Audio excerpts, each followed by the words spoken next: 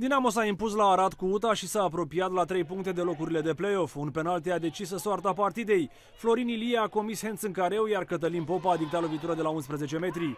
Dejan Sorescu a transformat-o impecabil și a marcat pentru a 4-a oară în acest sezon. Arădenii au alergat după egalare în actul secund, dar au fost impreciși la finalizare. Șliacov a fost blocat excelent de Eșanu, iar după 5 minute Albu a trimis peste poartă dintr-o poziție ideală, fază la care a și fost faultat de Pulici.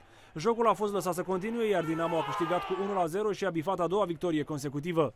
E o victorie muncită, pe un teren dificil. UTA e o echipă bună, chiar dacă e nou promovată.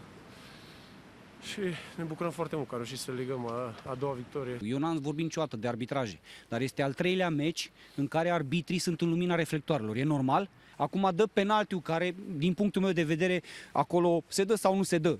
Eu zic că nu se dă, dar specialiștii pot să spună, și avem penalti super clar la Roger. Despre ce vorbim?